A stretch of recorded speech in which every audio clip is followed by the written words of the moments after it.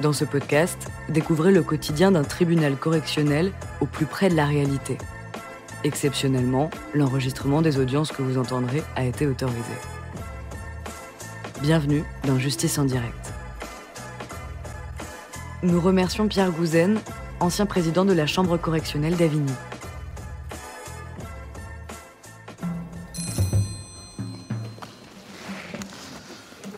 L'audience est ouverte, veuillez vous asseoir. Si vous voulez approcher.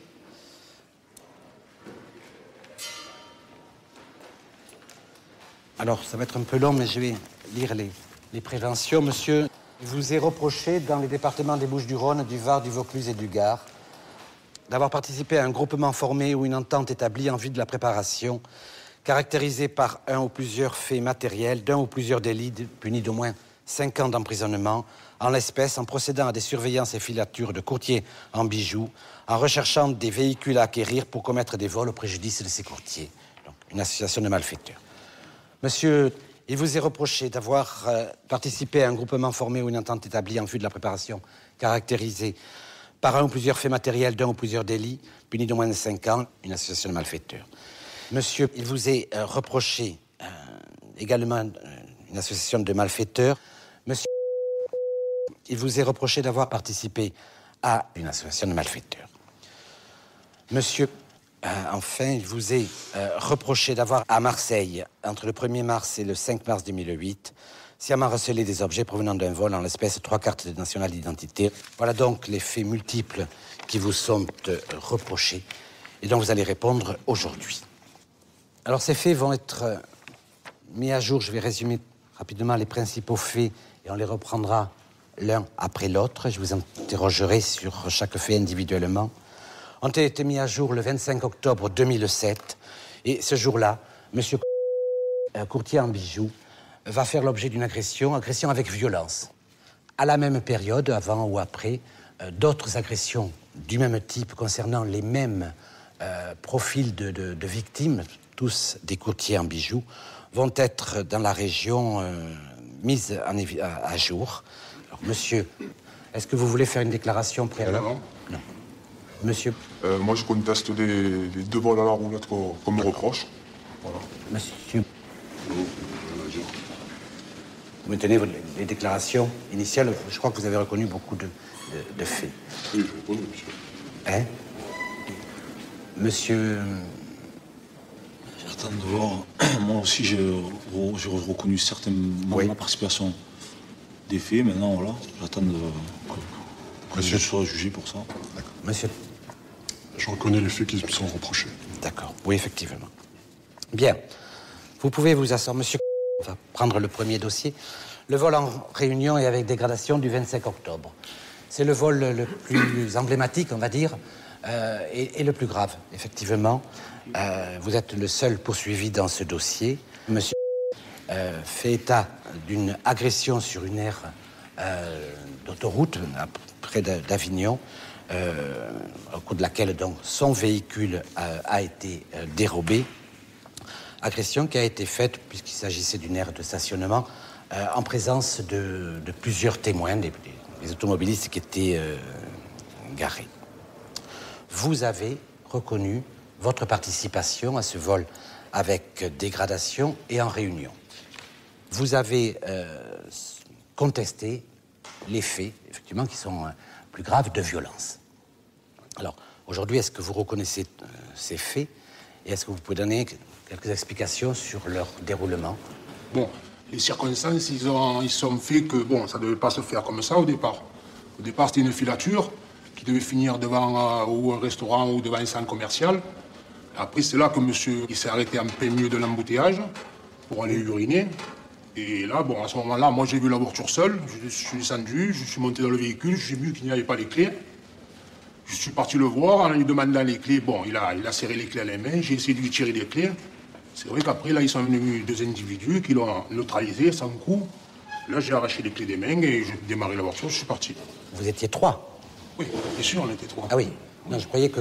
Non, je vous ai dit, depuis le départ, dans mes dépositions, j'ai toujours dit qu'on était 3. Et alors, pourquoi vous contestez les violences? qui quand même ont été remarqués par les 3 témoins et par la victime, et bien sûr, et le certificat. Je conteste les violences parce que ça ne s'est pas passé comme ça. Je suis en train de vous expliquer comme ça ne s'est pas passé directement comme ça. Ça s'est passé que moi, quand j'ai réussi à prendre les clés, que je suis parti, là, à ce moment-là, c'est là qu'il a voulu intervenir, c'est là que les 2 personnes sont intervenues pour le neutraliser. Moi, je partais avec la voiture.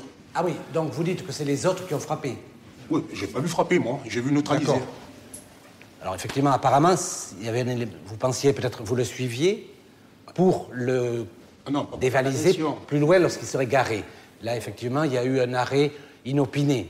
Voilà, exactement. Je ne partais pas pour faire une agression, parce que d'abord, dans tous les dossiers, il n'y en a pas une. Je veux dire, c'est la seule fois qu'il y en a une. Ça a été un concours de circonstances, ça ne devait pas se faire comme ça. Qu'est-ce qui a justifié cette prise de risque? Qu'est-ce qui a justifié? Je vous dis, ça a été sur une fraction de seconde. J'ai pas réfléchi. Je suis monté dans la voiture. Ça s'est fait à 2-3 secondes. J'ai pas eu le temps de trop réfléchir. C'est sûr que bon, après, on était dans une filature. Ça aurait peut-être duré toute la soirée, je veux dire.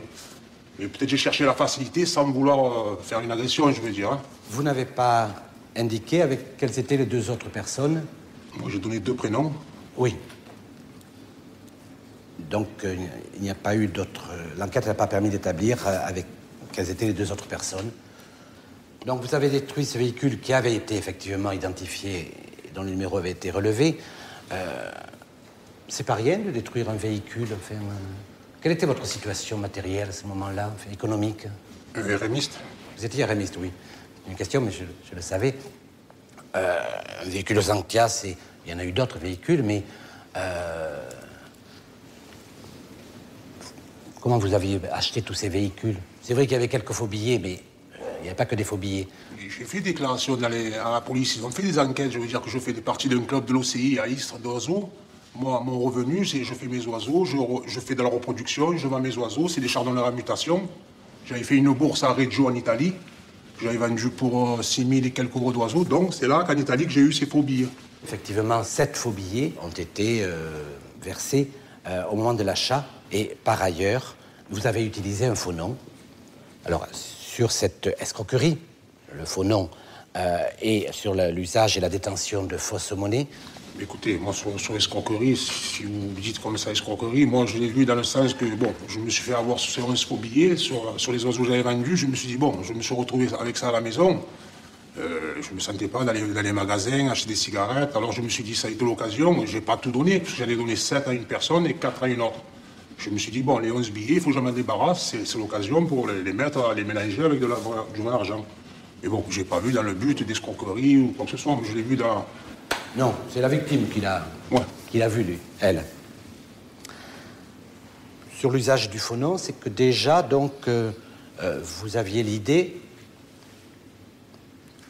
de... L'idée, c'est-à-dire que personne que j'ai connue... C'était pas un achat pour partir en vacances avec votre famille, mais... Ah non, c'est clair. Non, c'est clair, c'est clair. Si vous aviez donné un faux nom, c'est que vous pensiez que clair. Vous alliez utiliser ce véhicule pour des faits peut-être... Oui, j'avais acheté ce véhicule. Déjà, moi, je roule déjà dehors sans permis. Au départ, j'avais acheté ce véhicule, moi. En me disant... Pas le permis? Non. Je me suis dit, bon, en même temps, ça me permettra que si je me fais contrôler, de pouvoir essayer de partir pour passer ma plaque. Au départ, je l'achète un peu pour ça.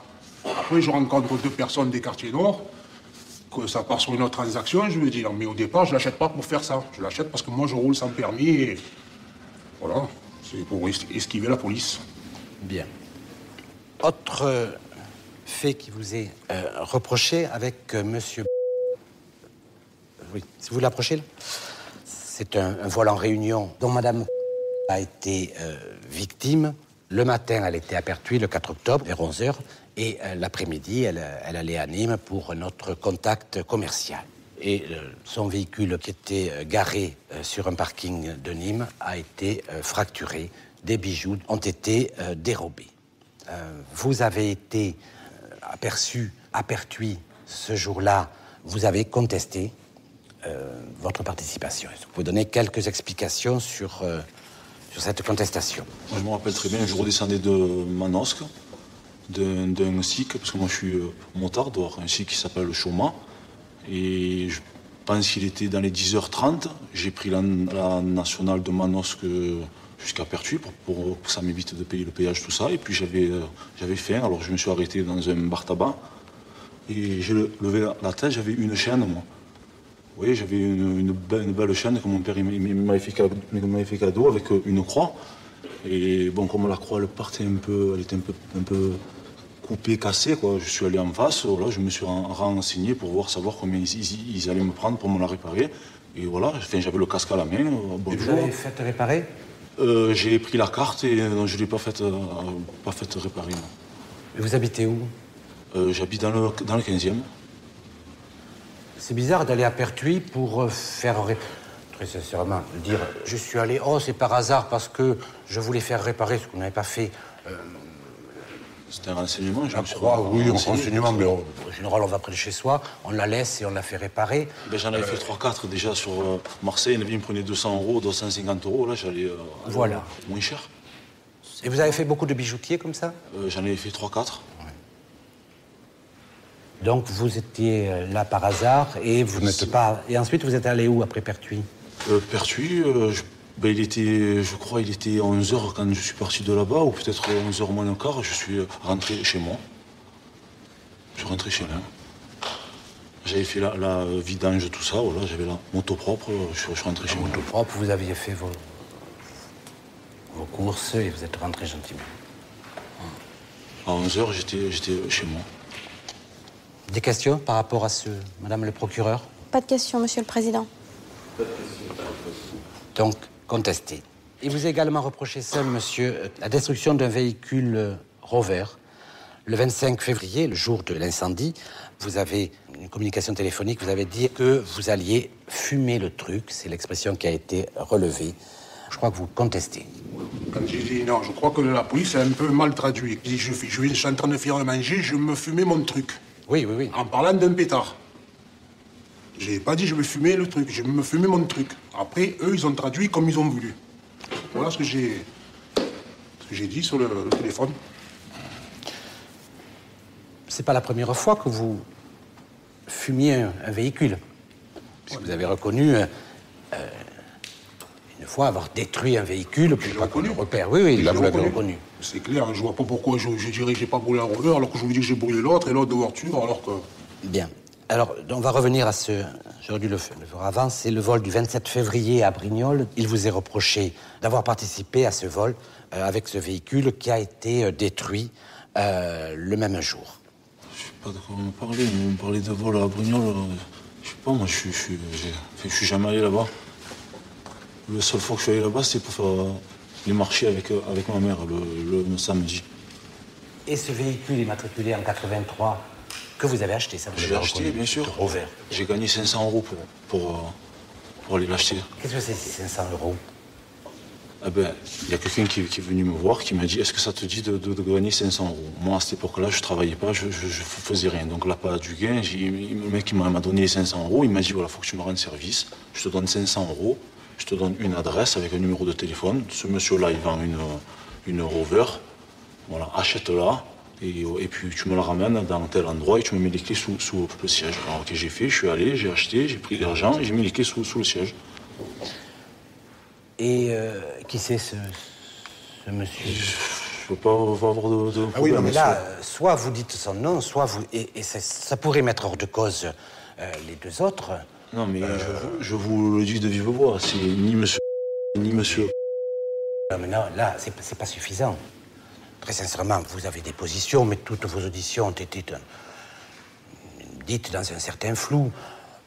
Reconnaissez que ça fait beaucoup d'explications qui sont... J'ai jamais eu de chance dans ma vie. Je me prouve encore à moi-même que j'ai pas de chance. Qu'est-ce que vous voulez que je vous dise? Je vous dis... Non, mais à ce moment-là, si vous vous êtes fait avoir par quelqu'un, vous dites oui, je sais qui c'est, et je vais dire, ça me mettra hors de cause. Parce qu'à ce moment-là, cette personne vous a amené dans une opération dont vous êtes aujourd'hui poursuivi, ainsi que les deux autres. Vous croyez pas?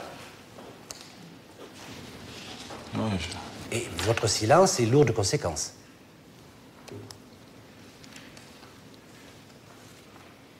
Alors, monsieur... Je veux dire, j'étais ni dans le véhicule, je sais même pas d'où vient ce véhicule. Le vol, ce qu'on met à Brignoles. Oui. Voilà. Le téléphone, la borne se déclare à Roquevert. j'étais en train de parler avec une fille. Cette fille, bon, c'est une maîtresse, je veux dire, que je fréquentais plus ou moins. C'est une personne qui habite sur... Plus ou moins, Oui, bon, plus ou moins. Oui, voilà, beaucoup plus. Bon, voilà. Oui. Non, mais c'est pour respecter un peu les femmes. Voilà. Non. Non, mais c'est pour respecter un peu les femmes. Non, mais mon Dieu, maîtresse, et après, voilà, tu téléphones, on s'en tire un peu. Même vos maîtresses. C'est pas. Bon, les faits, je le comprends, mais les maîtresses, vous pouvez les assumer. Et même, si vous regardez dans le dossier, quand je parlais avec elle par texto aussi, qu'on parle d'histoire de fesses, voilà. Mais oui, mais non, mais il faut le dire, oui, parce que on nous accuse d'un vol très rare. Mais attendez, c'est normal. Mais voilà, je veux dire, oui, j'étais à Roquevert. Oui, je le reconnais, être à Roquevert, avoir téléphoné à cette fille-là. Oui, parce que j'étais là pour aller la voir. Des questions, madame le procureur? Oui, je voudrais que monsieur confirme qu'ils n'ont strictement rien à voir avec cette Rover et qu'ils ne se sont jamais assis à l'intérieur de ce véhicule. Alors, moi, je suis prêt à dire oui, jamais j'ai été assis dans ce véhicule. Et pourquoi on n'a pas pris de l'ADN là-dessus, dans ce véhicule? Je sais pas, apparemment, comme on dit dans le dossier, les policiers... Que le véhicule a été incendié le soir même. Oui, il n'y a pas de problème. Difficile. Sur le fait d'être monté dans le véhicule, c'est la question. Non, je ne suis jamais monté dans ce véhicule, mais il y a une chose que je ne comprends pas, là. C'est que, bon, vous dites que la police, je ne sais pas qui c'était, était en filature derrière nous, qui nous ont vus rouler donc derrière le véhicule.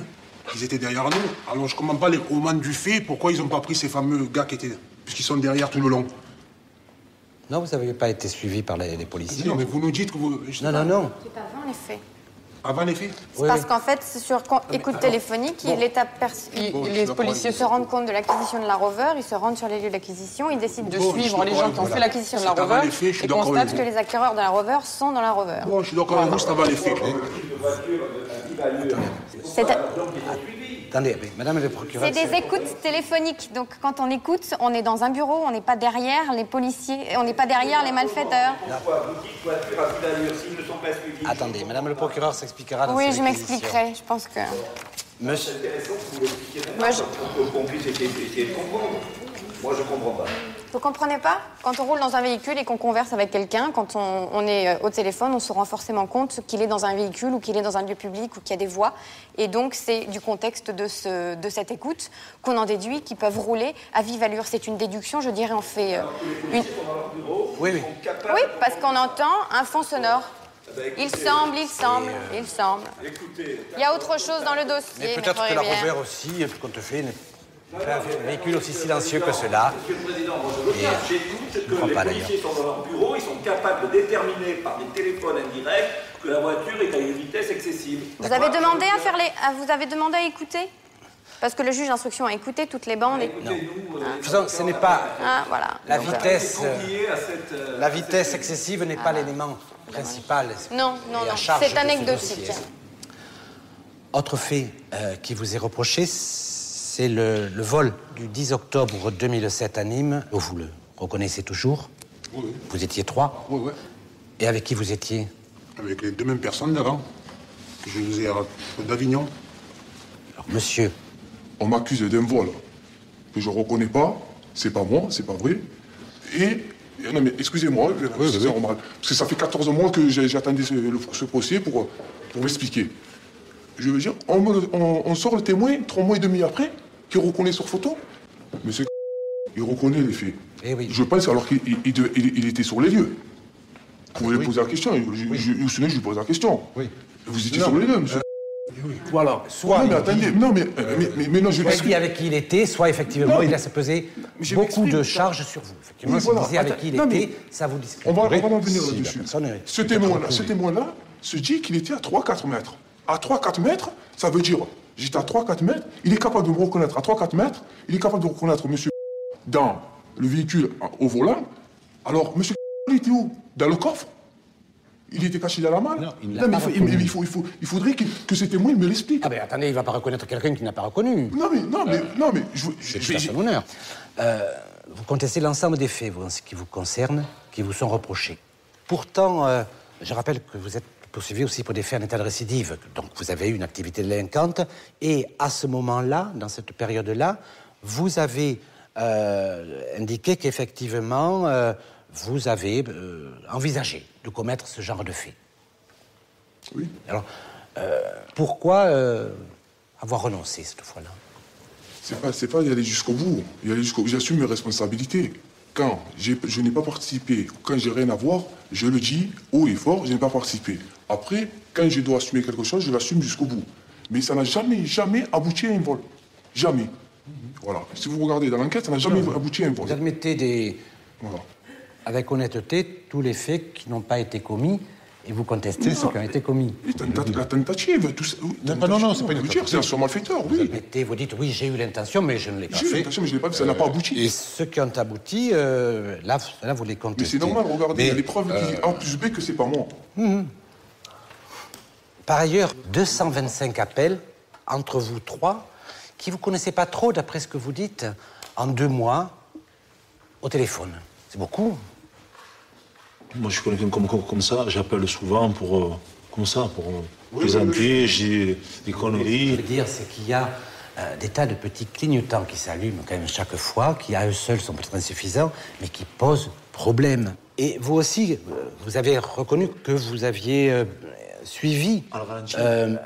Donc vous étiez dans cette logique qui, à ce moment-là, il y avait un groupe qui attaquait les bijoutiers et les courtiers.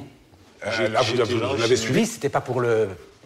Voilà, je l'ai suivi, ok. C'était pour le cambrioler. Voilà, mais je n'avais jamais fait ça, donc j'ai eu peur. Je sais pas, j'ai suivi, je sais même pas pourquoi. Maintenant, aujourd'hui, je me demande pourquoi je l'ai suivi, ce gars. Non, si vous saviez, là, ne dites pas n'importe quoi. Vous l'aviez suivi, vous saviez pourquoi. Oui, mais je savais pourquoi, mais je savais pas si j'allais le faire. mais vous venez de Dire, dire... je savais pas pourquoi je le suivais. Non, quand vous êtes avec vous dites, on se promenait.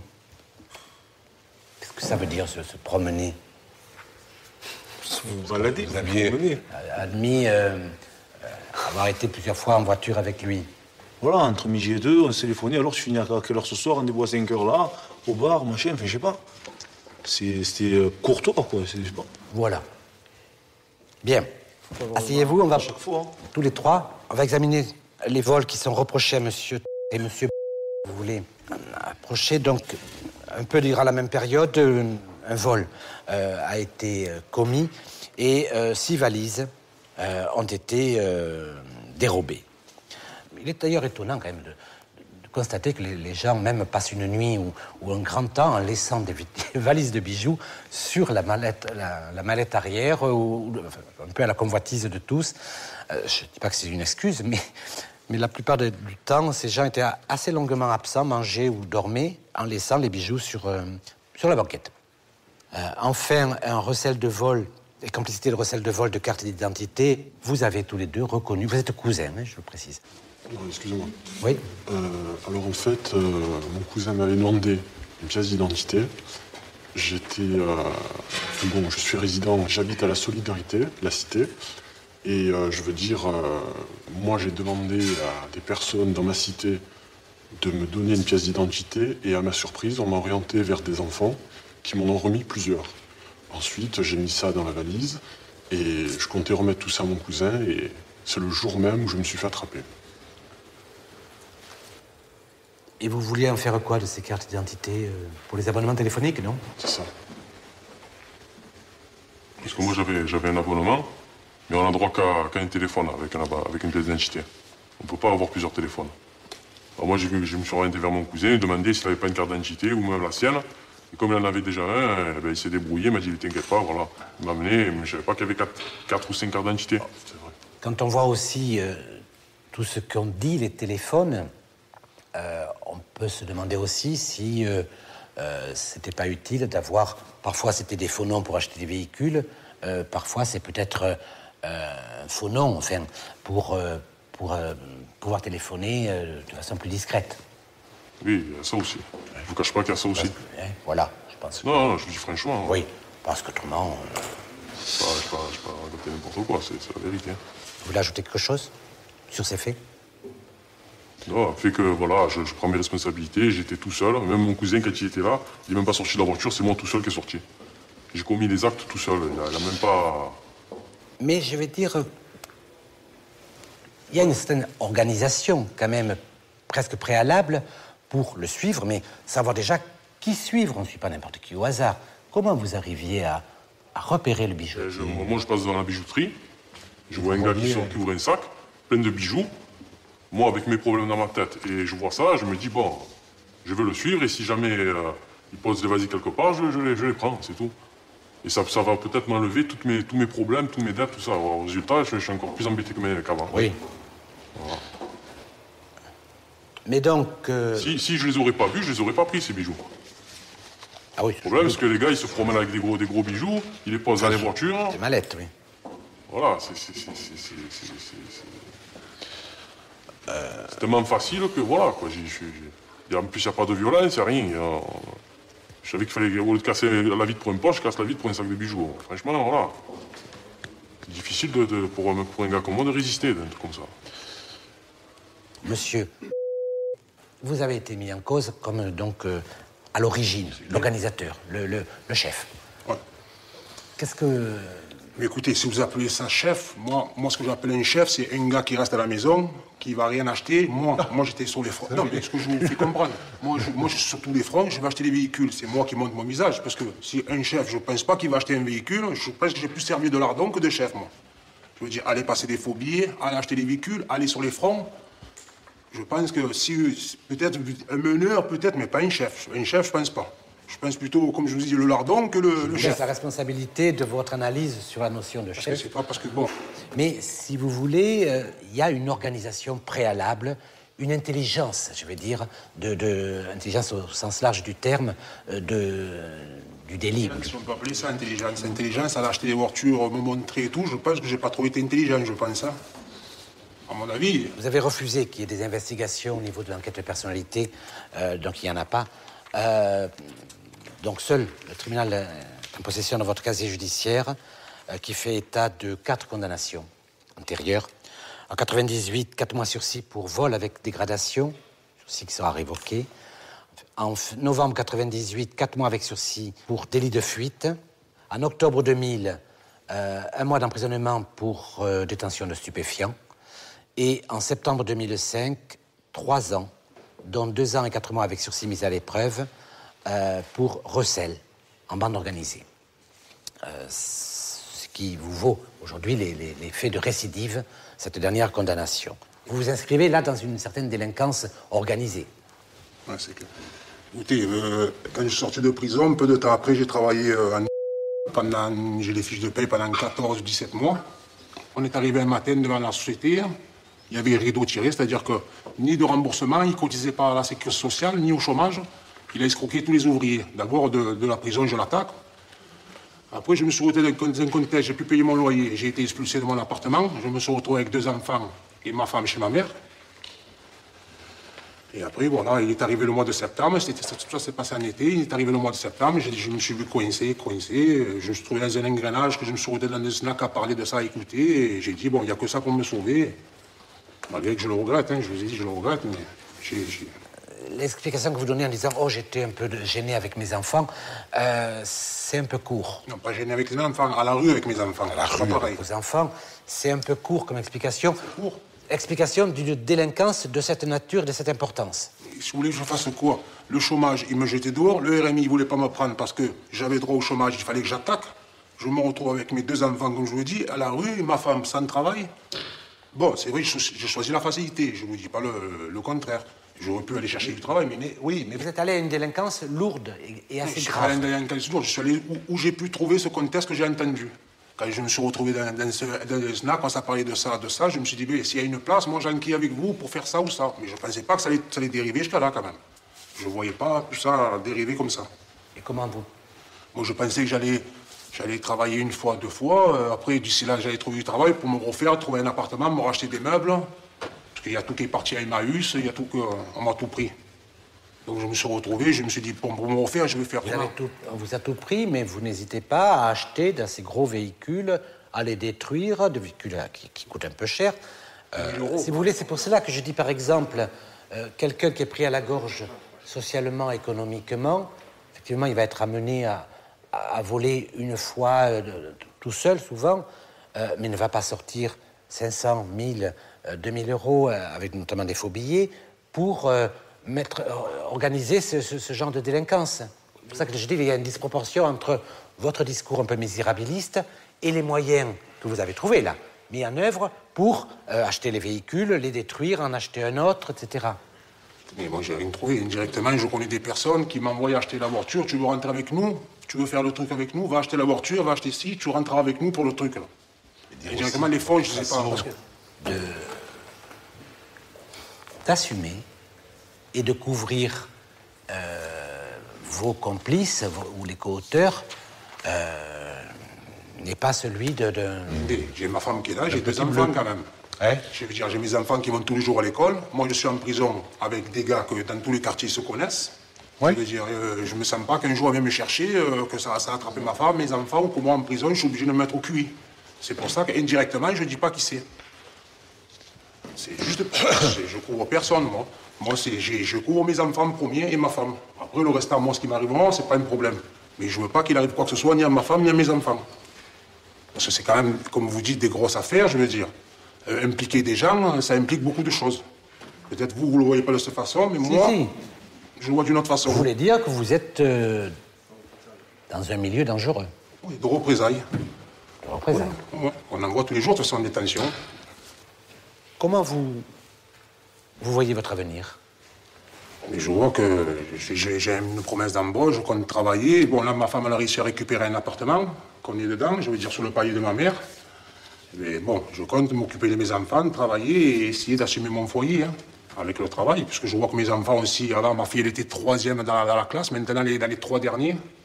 Il y a tout qui s'est dégringolé chez moi. Pas spécialement moi, toute ma famille qui a dégringolé, et même mon couple qui ne suit plus après. Ça a généré beaucoup de choses. Je ne pensais pas que ça allait aller jusqu'à là. Bien.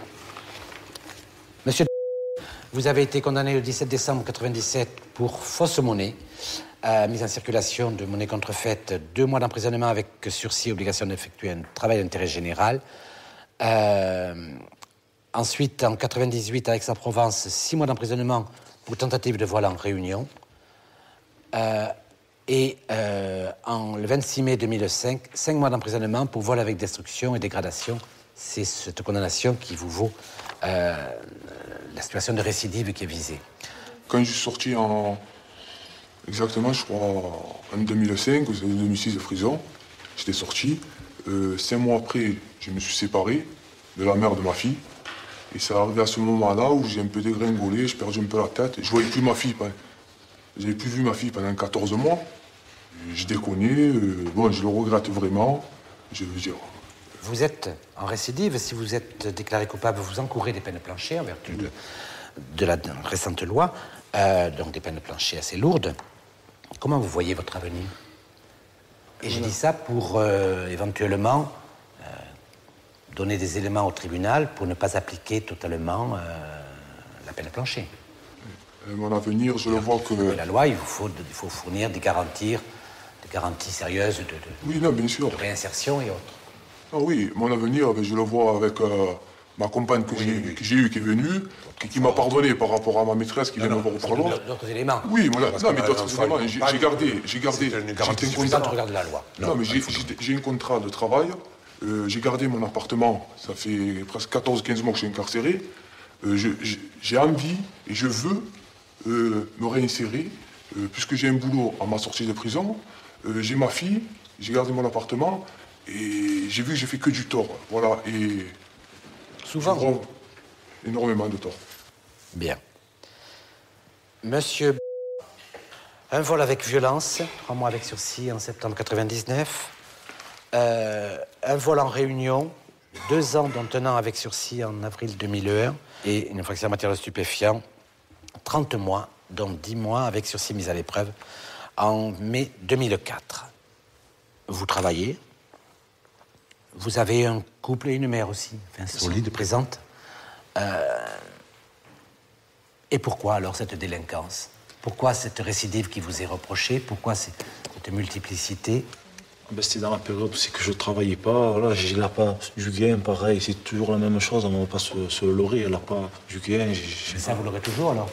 Non, pour le moment, je touche 1 420 € et je m'en sors là. Enfin, je suis bien avec. J'ai pas besoin de... Voilà, je travaille. La période quand j'ai suivi le gars, la Valentine, je ne travaillais pas, rien. Ça faisait déjà 3-4 mois que j'étais au chômage. Voilà, j'ai fait n'importe quoi. Je ne vais pas vous dire, j'ai fait n'importe quoi. Bien. Asseyez-vous. Monsieur... En ce qui vous concerne, vous n'avez jamais été condamné antérieurement. C'est ça. C'est la première fois que vous êtes poursuivi. C'est ça. Pour ces faits que vous reconnaissez. L'enquête sociale qui a été faite sur votre milieu familial révèle certaines difficultés, effectivement, au niveau de votre milieu familial. Une enfance douloureuse, ballottée, un père absent, une mère absente de par ses soucis de santé, ses dépressions. Vous êtes qualifié de méfiant et de solitaire. Méfiant, mais je l'ai pas été assez avec mon cousin, quoi. Oui, puisque j'allais pas le... Je sais pas si j'allais le dire, mais vous le mettez en cause et vous dites c'est lui qui m'a entraîné. Oui, c'est le cas. Hein. Alors, je veux dire, ça aurait été quelqu'un d'autre qui m'en aurait parlé, j'aurais refusé. Quelque part, est-ce que vous ne croyez pas qu'il faut assumer aussi cette... Oui, j'assume. de dire, c'est mon cousin qui m'a entraîné. Bon, à votre âge, quand même, je pense qu'il faut pas... je veux dire, j'aurais pu refuser. Je suis un grand garçon. J'aurais pu dire non, c'est malsain, je le fais pas. Mais bon, mon cousin m'a tenté à plusieurs reprises. Bien avant, pour les faits qui me sont reprochés, je travaillais. Et quand il m'en a parlé, je travaillais plus. Et voilà, quoi, j'étais dans une situation précaire et j'ai pas refusé, quoi. Je l'ai accompagné. Il m'avait dit que je gagnerais 4 sous et finalement, j'ai rien gagné, quoi. Ah, vous êtes désabusé parce que il n'y a pas eu de profit, quoi, là. Ben... Oui, c'est le cas. Vous voulez ajouter quelque chose, monsieur? Ben, j'ai rien à ajouter. Hein. L'argent mal acquis n'en profite jamais, c'est tout ce que j'ai à dire. Hein. Voilà. Mais là, il n'y a pas eu d'argent acquis de votre part. Oui, mais... Vous l'avez eu? Non, j'ai rien eu. J'ai plus perdu qu'autre chose. Enfin, monsieur... Que pensez-vous de cette mise en cause de votre cousin qui est dure, quand même? Je regrette. C'est à cause de moi, il va avoir un casier judiciaire. Et il ne pourra pas, par exemple, s'il veut travailler comme moi, j'ai voulu travailler dans la sécurité, tout ça, j'ai jamais pu. Par rapport à mon casier, maintenant, c'est lui qui s'est retrouvé là à cause de moi. Je le reconnais. Comment vous voyez votre avenir? Ça dépend, hein. Si je retourne en prison, ben... Non. Si je risque de perdre mon travail, je risque de perdre ma famille. Vous avez un enfant, maintenant? 2. 2.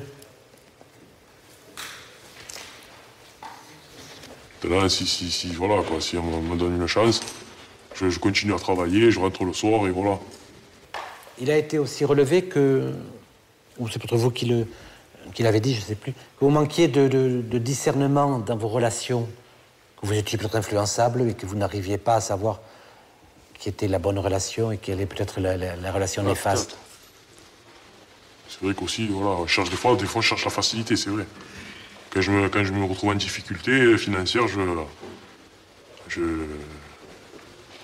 essayé plusieurs fois de me mettre dans les intérims, les boîtes d'intérim, ça n'a jamais marché, on m'a jamais rappelé. Au chômage, Pôle 13, tout ça, là, les missions locales, ça n'a jamais abouti. Bien. Madame le procureur, vous avez la parole. Merci, Monsieur le Président. Les enjeux sont importants dans ce dossier. Certes, il s'agit que d'atteinte aux biens, c'est ce qui est ressorti souvent lors des débats sur les maintiens en détention des uns et des autres. Il ne s'agit que d'atteinte aux biens. Je dirais qu'il s'agit là d'atteinte aux biens un peu particulières, et c'est pas moins de 600 000 € qui ont été totalisés de préjudice dans ce dossier. Si on a retenu, le juge d'instruction et moi-même, de renvoyer pour association de malfaiteurs, c'est qu'on avait des éléments bien sérieux et c'est pas simplement sur simples indices. C'est appuyé par des conversations extrêmement précises qui ne souffrent pas d'ambiguïté quand on les écoute, et sur des surveillances policières qui voient bien des individus suivre des courtiers en bijoux, sortir des bijouteries pour se rendre en d'autres lieux, en d'autres bijouteries, et à chaque fois avec cette personne qui les suit. Quand j'entends que moi j'ai frappé une vitre comme si je frappais une vitre pour prendre un autoradio, ben là j'ai pris des valises, je ne suis pas d'accord. Le voleur à la roulotte qu'on a sur Avignon ou ailleurs, effectivement, qui voit de la lumière, qui rentre dans la voiture, qui prend l'autoradio, c'est un vol bien particulier, ça s'appelle effectivement un vol à la roulotte. Là, on est sur un vol qui est complètement différent. qui s'inscrit, alors le mot n'a pas été compris dans une certaine intelligence, mais ça veut dire que c'est pas du spontané. Et puis la petite anecdote, on a retrouvé des tampons de préfecture chez monsieur quand même. Alors il n'est pas poursuivi pour ça, je suis entièrement d'accord, mais je ne peux pas ne pas le dire. Il y a des condamnations pour faux sur des casiers, il y a des condamnations pour usurpation d'identité. On n'est pas dans le petit délinquant qu'on veut vous faire croire aujourd'hui, qui a fait amende honorable et qui n'a jamais fait grand-chose de mal que de voler des valises de bijoux. Et ce qui me sidère, c'est la banalisation de ces faits. Ils ont l'air de trouver ça tout à fait normal parce que, ils étaient au chômage. Alors permettez-moi de vous dire, messieurs, que heureusement, toutes les personnes qui sont au chômage ou qui ne gagnent que ce maigre RMI ne sont pas tous obligés d'en venir là. Non. Alors ça, je refuse la stigmatisation des gens qui sont au RMI et au chômage. Oui, des gens rencontrent des difficultés, mais on n'est pas obligé par ces difficultés de se lancer dans cette grande délinquance, même si c'est un engrenage, et je suis parfaitement consciente de l'engrenage parce que on tente une fois, ça marche. Quel sentiment d'impunité! Quel sentiment d'impunité! Ça a marché une fois, on a 6 grosses valises de bijoux, on va tenter une deuxième fois, et une troisième fois, et une quatrième fois. On arrive sur 4 vols, et c'est là où tout le rôle de cette audience et des peines qui devront être prononcées à cette audience pour les faits qui leur sont reprochés. Donc j'en viens à mes réquisitions. Alors je vais commencer par monsieur... il encourt 20 ans au total sur les faits qui lui sont reprochés. Voilà, c'est le vol aggravé par 3 circonstances qui est puni de 10 ans d'emprisonnement. Vol qu'il a commis en état de récidive légale, qui fait courir la peine à 20 ans d'emprisonnement encouru. On est dans le cadre de la récidive et de la peine plancher. Il encourt par conséquent la peine plancher de 4 ans. Je dirais, c'est pas que je n'ai pas besoin de la peine plancher, mais je vais aller bien au-delà compte tenu de la multiplicité des faits qui lui sont reprochés et du contexte dans lequel ils s'inscrivent, comme je l'ai développé précédemment.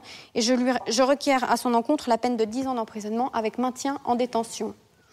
Concernant messieurs, ils encourent la peine de 7 ans, x 2, 14, peine plancher de 3 ans. Je requiers à leur encontre la peine de 6 ans d'emprisonnement avec un mandat de dépôt.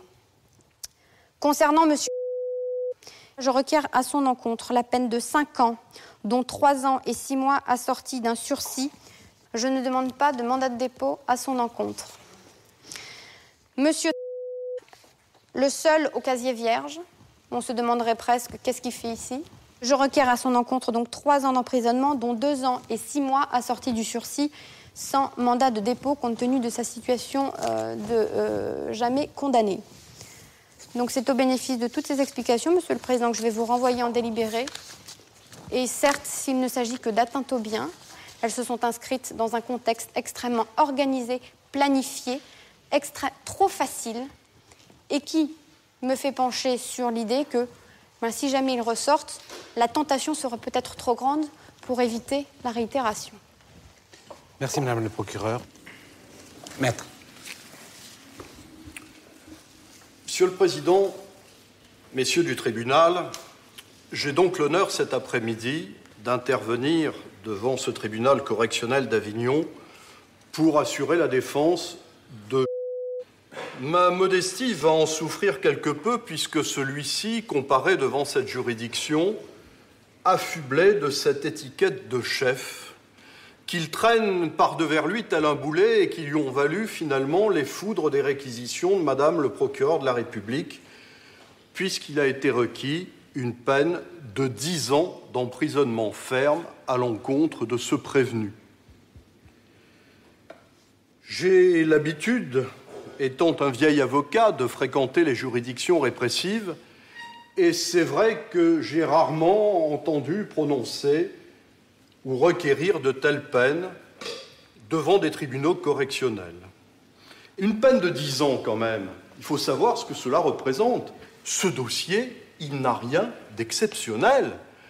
Les affaires qui sont des affaires plus graves de homejacking, où on rentre chez des particuliers avec des armes et que je vois régulièrement devant la GIRS à Marseille, pour des gens qui ont des casiers, ils sont condamnés à hauteur de 5 et 6 ans.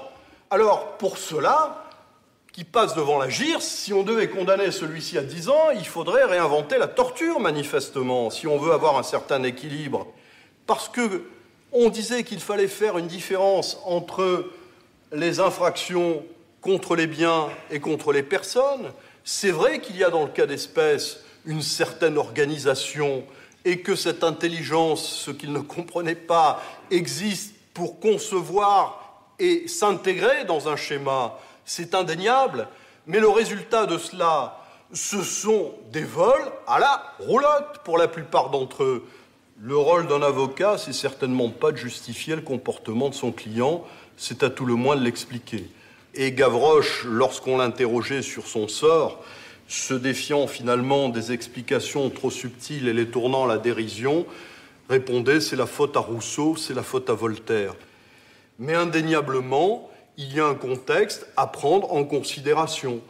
Vous aviez raison, Monsieur le Président, de dire qu'habituellement, quand on est en proie à certaines difficultés, on ne va pas, a priori, se lancer dans des affaires qui nécessitent une certaine organisation. Je vous l'accorde bien volontiers. Mais quand on vit à Marseille, dans certaines cités, manifestement, c'est vrai que la tentation, elle est beaucoup plus perfide. Et que les propositions qui sont faites, elles existent véritablement. N'a pas du tout l'étoffe d'un délinquant ancré dans la grande délinquance.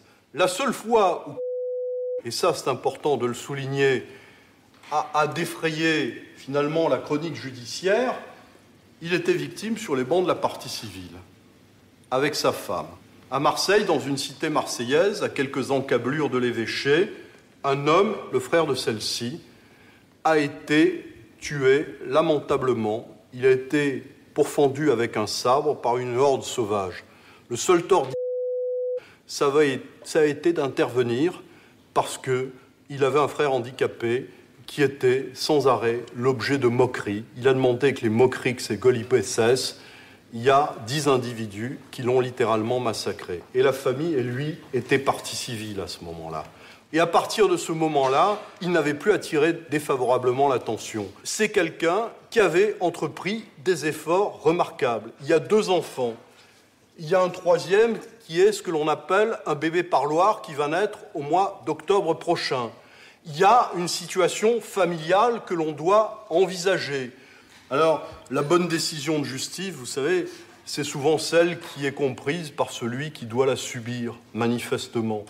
Quand celui-ci va au Baumette, où là, on voit toutes sortes d'individus à la maison d'Allée de Luynes, lorsqu'il croisera un trafiquant international de drogue, lorsqu'il croisera des gens qui, pour des homejacking multiples, avec des pistolets et autres, ont eu des peines de 5-6 ans, il y aura un sentiment de mal-être, manifestement, chez cet homme, si la sanction était excessive. Si toute société a la possibilité et le devoir, ô combien naturel, de se protéger contre ceux qui ont fauté, une société évoluée ne peut pas non plus pousser au désespoir et la révolte un homme en maniant cette arme terrible qu'est la répression. Merci. Merci, Monsieur le Président. Vous voulez ajouter quelque chose, monsieur? Je suis désolé pour noter que ça a entraîné. J'ai des conneries, c'est fini. Donc je travaille. J'ai une copine qui tient beaucoup à moi et que je tiens à elle. J'ai des amis, tout mon entourage qui m'aime et j'ai une famille qui m'aime et voilà quoi. Je sais pas quoi vous dire tellement j'ai la gorge serrée donc. Qu'est-ce que j'ai à dire? J'ai fait le corps moi aussi. J'ai suivi des représentants bijoux. Et maintenant, il faut assumer les actes. Et voilà, je suis là pour assumer. Et par ça, je ne peux pas vous dire grand-chose. Monsieur, vous devez vous ajouter quelque chose? Je voudrais m'excuser, je le regrette énormément. Bon, maintenant, j'ai fait confiance à la justice. Voilà, j'ai une fille, je veux dire... voilà, voilà, ça à dire. Monsieur... Ben voilà, je voulais vous dire que je regrettais les faits que j'ai faits et j'espère que vous trancherez sur la bonne décision, que vous ne prenez pas la décision du procureur de 10 ans, parce que je pense que 10 ans, c'est une vie, 10 ans. Ça fait long, 10 ans. Maintenant, comment on dit, j'assume tout ce que j'ai fait, je veux dire. Mais je pense que 10 ans, c'est cher payé pour ce que j'ai fait, je veux dire. pour tous les faits que j'ai faits, je regrette les victimes ou quoi que ce soit, ou même ma famille d'avoir fait du mal, je veux dire. Et je m'en remets à vous. Et à l'audience. Suspendu, le tribunal se retire pour délibérer. Vous pouvez prendre ça.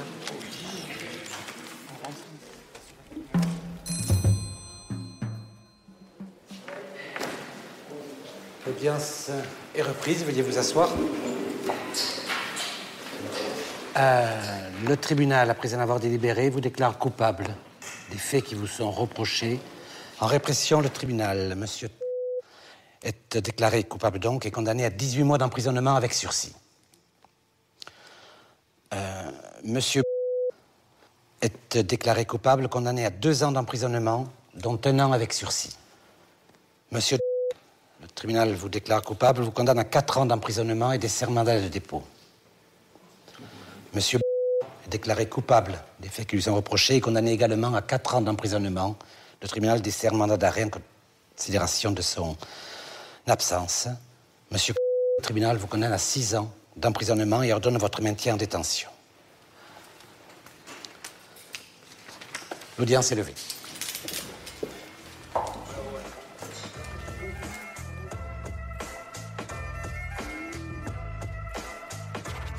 Vous venez d'écouter Justice en direct.